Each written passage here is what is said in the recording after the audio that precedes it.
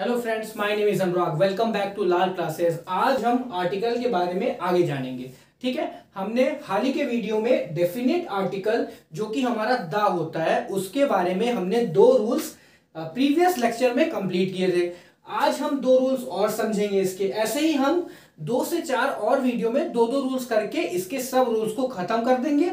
उसके बाद फिर हम आगे बढ़ेंगे। तो चलिए आज बात करेंगे दो और पॉइंट्स की। तो डेफिनेट आर्टिकल जो होता है वो हमारा होता है द, और इनडेफिनेट आर्टिकल जो होता है वो होता है हमारा ए और एन।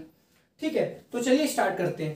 पहला रूल जो है वो ये है कि जो नाउन में सुपरलेटिव डिग्री आएगी उस नाउन से पहले उस नाउन पे जहां पर भी सुपरलेटिव डिग्री आ रही है उससे आगे हम द का यूज कर देंगे, और उस नाउन में सुपरलेटिव डिग्री आ रही है तो उसके लिए हम द का ही यूज करेंगे, क्योंकि सुपरलेटिव डिग्री से ये चीज लिमिट हो जाती है।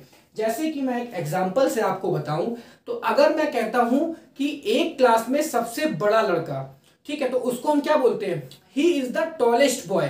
तो अब जब मैं ये कह रहा हूं कि he is the tallest boy, तो मैंने उसको लिमिट कर दिया, लिमिट में कर दिया। लिमिट में मतलब कि मैं अगर कोई भी क्लास में जाके जैसे मैं बोलता हूं कि Mohan is the tallest boy in the class, इसका मतलब ये हुआ कि मोहन जो सिर्फ केवल मोहन ही इतना बड़ा लड़का है जो कि अन्य अन्य बच्चों से, जो अन्य लड़के हैं उससे ज्यादा बड़ा है, सबसे बड़ा मोहन ही है। ठीक है, तो यहां पर मैंने लिमिट कर दिया, उसको स्पेसिफिक कर दिया। और जब मैं कोई चीज को स्पेसिफिक कर देता हूं तो आर्टिकल द का यूज करते हैं, जो कि हम डिफिनेट आर्टिकल बोलते हैं। ठीक है, तो सुपरलेटिव डिग्री क्या होती है? पहले मैंने पढ़ाया है कि पॉजिटिव डिग्री आती है, फिर उसके बाद कंपैरेटिव डिग्री आती है, उसके बाद आती है सुपरलेटिव डिग्री। मैंने इसके भी वीडियो कवर कर रखे हैं पहले वीडियोस में, तो आप वहां पर जाके देख सकते हैं। ठीक है, पॉजिटिव डिग्री पूरा नहीं लिखा, जो होती है, ठीक है, पॉजिटिव डिग्री, कंपैरेटिव डिग्री और सुपरलेटिव डिग्री। ठीक है, चलिए, तो यहां पर सुपरलेटिव डिग्री की बात कर रहे हैं। हम क्या कर रहे हैं? डार्केस्ट क्लाउड, सबसे घना क्लाउड, ठीक है, सबसे अंधेरा हुआ वाला क्लाउड, ठीक है, हैज अ सिल्वर लाइनिंग, उसमें एक सिल्वर लाइनिंग होती है। ठीक है, तो ये एक आप समझ लीजिए, इसका मतलब ये है कि लोग बहुत परेशान होते हैं मगर उस परेशानी में अपॉर्चुनिटीज भी होती हैं। ठीक है, तो हमको वही अपॉर्चुनिटीज देख के हमने उस गलतियों से क्या सीखा, वो अपॉर्चुनिटीज देख के हमको आगे बढ़ते रहना चाहिए। कभी कभी क्या होता है, लोग हारी मान जाते हैं और फिर क्या करते हैं, अपॉर्चुनिटीज को नहीं देखते हैं, बस यही कोसते रह जाते हैं कि यार मेरे साथ ही क्यों होता है। तो कभी भी आपको वो नहीं करना। हालांकि ये सब बात तो अलग मोटिवेशन की हो गई, मगर आपको यहाँ ये समझना है कि सुपरलेटिव डिग्री जो हमारा होता है उसके आगे द का यूज होता है। जब भी नाउन में सुपरलेटिव डिग्री आएगी तो डेफिनेट हो जाएगी और द का यूज होगा।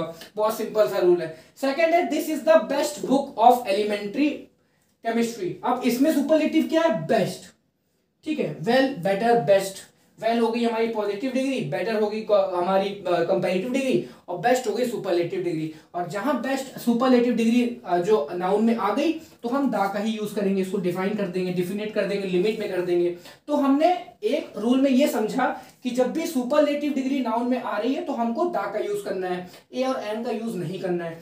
अब बात आती है ऑर्डिनल डिग्री के साथ, ऑर्डिनल्स के साथ भी हम क्या यूज करते हैं? द यूज करते हैं। देखिए, नंबर्स में भी हमारे दो होते हैं, मैं वो भी आपको बता चुका हूं, तो आप वो भी वीडियोस में, आगे के वीडियोस में जाएंगे तो आप देख लेंगे। मैं पिछले वीडियो में ये भी कंप्लीट कर चुका हूं कि ऑर्डिनल और कार्डिनल क्या होता है।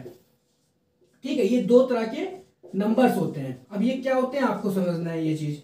ऑर्डिनल जो होते हैं, जो ऑर्डर वाइज होते हैं, जैसे कि first, second, third, fourth position में होते हैं। कार्डिनल होते हैं, नंबर होते हैं 1 2 3 4 5। ठीक है, तो जब भी नाउन में फर्स्ट, सेकंड, थर्ड, फोर्थ की बात आ रही है तो वहां पर हम जो है उससे पहले डिफिनेट आर्टिकल द का यूज करेंगे। तो आप अगर देख सकते हैं कि he was the first man to arrive. अब देखिए, पोजीशन की बात हो रही है तो पहला इंसान जो वहां पर अराइव हुआ होगा वो कोई एक ही होगा, और जब वो कोई एक ही होगा तो वो एक लिमिट में कर दिया ना मैंने कि वहां पर जो कोई भी इंसान अराइव हुआ होगा, जो पहुंचा होगा सबसे पहले, वो कोई एक होगा, केवल एक होगा, और वो एक होगा तो कोई स्पेसिफिक पर्सन ही होगा। ठीक है, और स्पेसिफिक पर्सन होगा तो उसको हमने डिफाइन कर दिया, और डिफाइन करने के बाद, लिमिट करने के बाद हमने डिफिनेट आर्टिकल का यूज कर दिया जो कि द है। तो हमको इसमें यह समझना है कि अगर नाउन में कोई ऑर्डिनल्स आ रहे हैं तो उससे पहले हम द का ही यूज करेंगे। सेकंड देखते हैं, the 9th chapter of the book is very interesting. अब first, second, third, fourth, fifth, six ऐसे चैप्टर होते हैं हमारी बुक में। अब 9th चैप्टर जो होगा बुक में वो कोई स्पेसिफिक चैप्टर ही होगा। अब ऐसा थोड़ी होगा कि 9th को हम 10th चैप्टर बोल देंगे, ऐसा तो कभी नहीं होगा। 9th पोजीशन में जो चैप्टर है, चाहे वो आप कुछ भी कर लीजिए, उस बुक में वो वहीं पर रहेगा, चाहे 1-2 साल बाद। हाँ, वो बात अलग है कि जो पब्लिशर है अगर वो अलग कर दे कि उसको पहले पे डाल दे या दूसरे पे डाल दे, वो बात अलग है। मगर अगर वही बुक छपती चली जा रही है तो उसमें जो 9 चैप्टर होगा वही होगा, ठीक है। तो हम पोजीशन की बात कर रहे हैं, और जब ऑर्डिनल की बात होती है तो ये पोजीशन की बात होती है, ऑर्डर्स की बात होती है।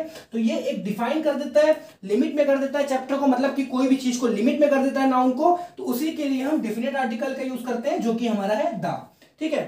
तो मैं आशा करता हूं कि आपको समझ आया होगा कि डिफिनेट आर्टिकल का यूज जब सुपरलेटिव डिग्री आती है उससे पहले करते हैं, क्योंकि डिफाइन यूज हो जाता है। और उसी के साथ साथ जब ऑर्डिनल सेंटेंस में आता है, ऑर्डिनल और कार्डिनल मैंने आपको बताया, तो जब ऑर्डिनल स्पेसिफिकली सेंटेंस में आ रहा है फर्स्ट, सेकंड, थर्ड, फोर्थ, तो एक पोजीशन हो गई, और पोजीशन पे एक ही इंसान जो है उस पोजीशन को एक ही इंसान होल्ड करेगा, तो वो भी डिफिनेट आर्टिकल की बात हो जाएगी, ठीक है। तो हमने आज 2 रूल समझे, एक तो सुपरलेटिव समझा और ऑर्डिनल से समझा। अब इसी की तरह अगला वीडियो भी कुछ और रूल्स लेके आएंगे डिफिनेट आर्टिकल के। ये रूल्स बहुत इंपॉर्टेंट है।